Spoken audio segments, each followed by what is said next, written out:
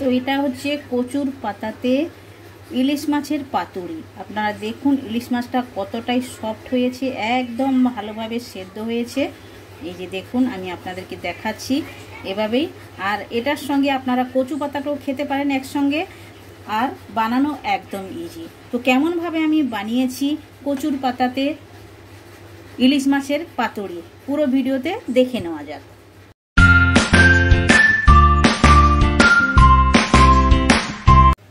Hello everyone, welcome to my channel. কি রান্না করিতে আপনাদের সবাইকে স্বাগত। আশা করি আপনারা সকলে ভালোই আছেন।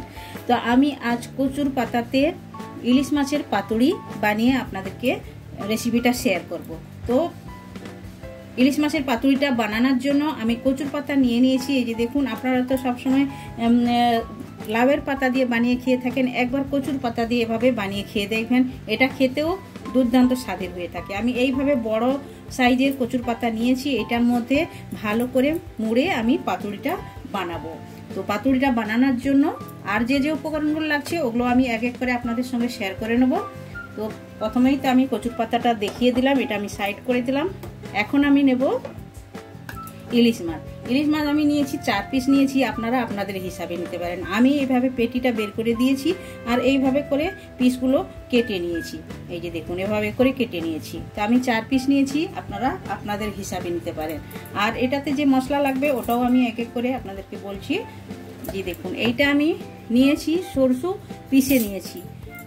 এটা আমি হলুদ কালারের সরষে, পোস্ত আর কাজু, আর এর সঙ্গে আমি 3টে কাঁচা লঙ্কা দিয়ে ভালো করে পিষে নিয়েছি। তো এটার মধ্যে এখন কিছু আর মশলা আমি অ্যাড করব। মশলার মধ্যে তো প্রথমে যাবে লবণ স্বাদ মতো, বেশি কিছু মশলা তো লাগে না, লবণ দিলাম স্বাদ মতো। আর দেব হলুদ গুঁড়ো, আর দেবো একটু লাল লঙ্কার গুঁড়ি। আপনারা চাইলে দিতে পারেন, নাও দিতে পারেন। আমি দিচ্ছি একটু কালারের জন্য দিচ্ছি, আপনাদের যদি ভালো না লাগে তাহলে এটা স্কিপ করতে পারেন। আমি দিলাম। আর দেব সরিষার তেল। এইভাবে করে আপনারা একবার বানিয়ে খেয়ে দেখবেন, এটা দুর্দান্ত স্বাদের হয়ে থাকে। আমি 3 চামচের মতো সরিষার তেলটা দিলাম, দিয়ে ভালো করে এখন মিশিয়ে নেব।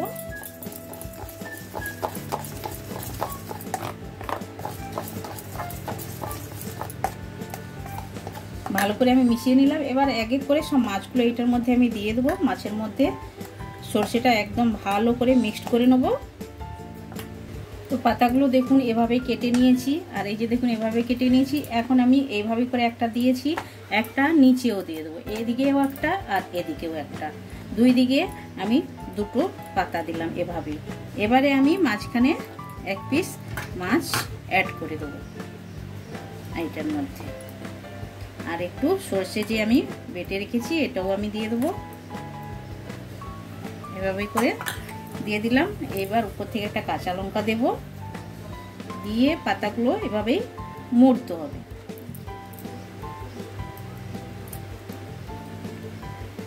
যাতে বেরিয়ে না যায়, এই সাইডটাও মুড়ে দিতে হবে আর এদিকটাও মুড়ে দিতে হবে। ডবল পাতা এই জন্য দিচ্ছি, এটা বেরিয়ে যাবে না, তাই জন্য আমি দিলাম।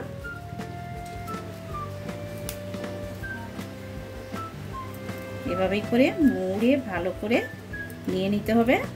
আবার এটাকে নিচে যে আছে ওটাও এভাবে করে মুড়ে নেব।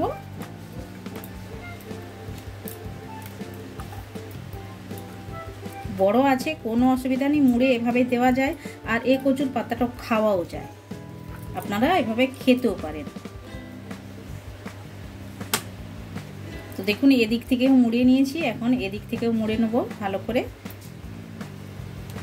এভাবেই করে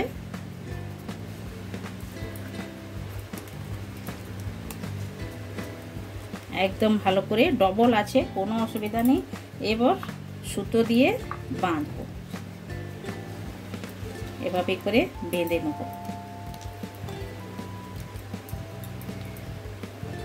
ভালো করে সুতো দিয়ে বেঁধে নিতে হবে। এভাবে করে এদিক থেকেও বাঁধলাম, আবার ওই দিক থেকেও বাঁধবো। সুতোটাকে ঘুরিয়ে এদিক থেকেও বেঁধে নেব। দেখুন ভালো করে বেঁধে নিয়েছি, এখন কেটে নেবো কাঁচির সাহায্যে। এভাবেই করে করেছি আমি, আরও একটা আগে বানিয়ে নিয়েছি এভাবেই করে। তাহলে চলুন সবগুলো বানিয়ে নেওয়া যাক। তো দেখুন সবগুলো আমার বানানো হয়ে গেছে, এভাবে করে বানিয়ে নিয়েছি। তাহলে এখন গ্যাসের কাছে যাওয়া যাক। তো গ্যাস চালু করে আমি একটা প্যান বসিয়ে দিয়েছি। এখন প্যানের মধ্যে একটু তেল দিয়ে দেবো এভাবেই। তেলটা দিয়ে ভালো করে সব সাইডে লাগিয়ে দেবো। আর তেলটাও আমার গরম হয়ে গেছে, এখন আমি এক এক করে বসিয়ে দেবো।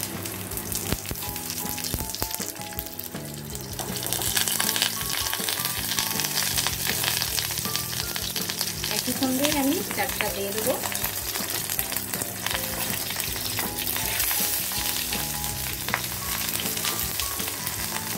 চারটা আমি দিয়ে দিলাম, দিয়ে একটা ঢাকনা লাগিয়ে গ্যাসের ফ্লেমটা স্লো করে রাখবো।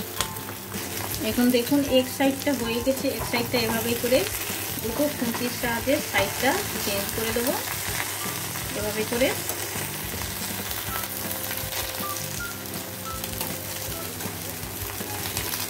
চেঞ্জ করে দিলাম, দিয়ে আবার আমি ঢাকনাটা লাগিয়ে ছেড়ে দেবো আরও আমি 1 থেকে 2 মিনিটের জন্য। তো দেখুন এর সাইডটাও 5 মিনিট হয়ে গেছে, এখন ঢাকনাটা খুলে নেব। আর দেখুন একদম ভালোভাবে হয়ে গেছে, সব সেদ্ধ হয়ে গেছে। এখন আমি ঠান্ডা করে তারপরে আমি আপনাদেরকে দেখাচ্ছি। তো এখন আমি খুলছি, একটু ঠান্ডা হয়েছে, এভাবেই করে খুলে নেব যে সুতোগুলো আছে।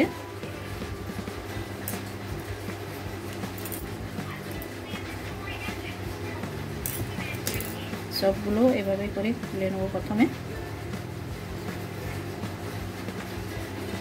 তো সুতোগুলো খুলে নিয়েছি, এইবারে আমি আপনাদেরকে দেখাচ্ছি ভেতরটা দেখুন। আর একদম কচুর পাতাটা একদম ভালোভাবে সেদ্ধ হয়ে গেছে, গরম আছে। তো আমি একটু একটু করে আপনাদেরকে দেখাচ্ছি, একদম সিদ্ধ হয়ে গেছে। এটা আপনারা ভাতের সঙ্গে মেখে খেতে পারেন, একদম গরম। একটু সাইড করে দিচ্ছি আমি পাতাটা, আপনারা দেখুন। দেখুন ভেতরটা দেখুন কতটাই সুন্দর লাগছে দেখতে, একদম ভালো লাগছে। আপনারা এভাবেই করে আপনারা খেতে পারেন। দেখুন আমি লাল লঙ্কা দিয়েছি, আপনারা চাইলে কাঁচা লঙ্কাও দিতে পারেন।